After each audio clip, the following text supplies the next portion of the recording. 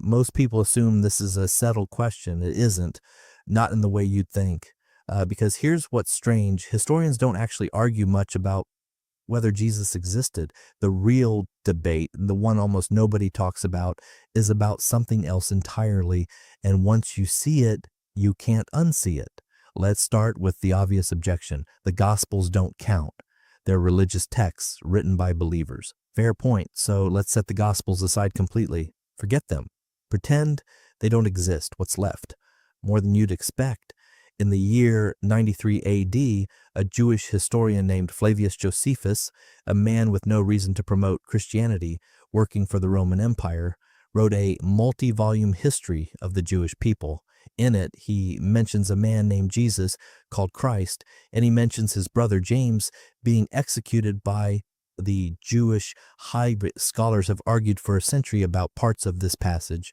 Some phrases look like they were touched up later by Christian scribes, but strip those out and you're left with a bare mention. A real man named Jesus existed, had a brother named James, and was known as Christ by others. That's not theology. That's a historian doing his job. Then there's Tacitus, arguably Rome's greatest historian, writing around 116 AD, decades before Christianity had any political power. Writing about Emperor Nero, blaming Christians for the fire of Rome, Tacitus explains who these Christians were named after. A man called Christus, executed under Pontius Pilate during the reign of Tiberius. Tacitus hated Christians. He called their beliefs a mischievous superstition. He had zero incentive to invent a founder for a movement he despised. He's simply recording what he understood to be historical fact.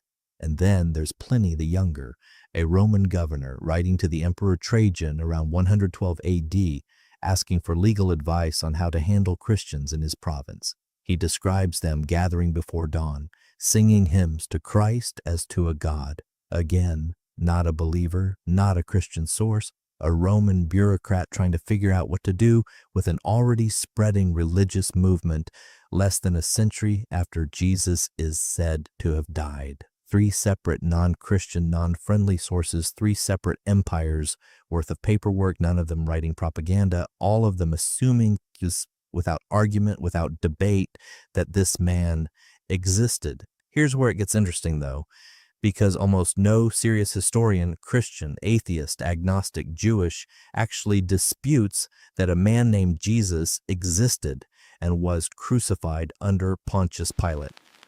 The consensus among historians, including staunchly secular ones, is that Jesus' existence is about as well established as most other figures from antiquity. Bart Ehrman, a scholar who is not a believer, who has built a career questioning the reliability of the New Testament, has said plainly that the theory Jesus never existed is not taken seriously by almost any scholar in the relevant field. So if that's the consensus, why does this debate keep coming back? Because people are usually asking the wrong question. The real historical debate was never did a man named Jesus exist. It's what do we actually know about him, and how much can we trust the sources closest to the events?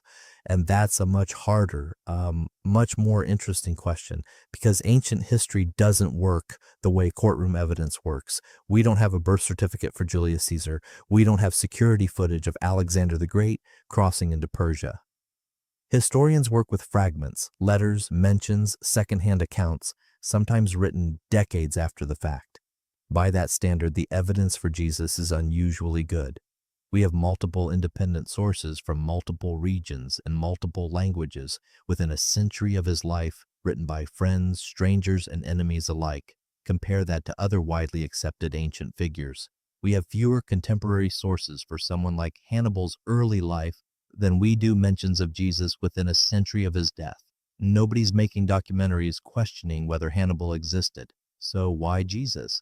Why does this one figure attract a level of scrutiny no other ancient person receives? Maybe because it's not really a historical question at all. Maybe the question, did Jesus exist, is a stand-in for a much bigger question people are actually asking. Does any of it matter? Because a dead philosopher is easy to shrug off. A man who existed, who said the things attributed to him, who claimed the things he claimed, that's not so easy to file away. The historical record doesn't settle that second question. It was never going to. But it does settle the first one, and it settles it about as firmly as ancient history settles anything. A man named Jesus lived. He was known as Christ to his followers. He was executed under a Roman governor named Pilate, and within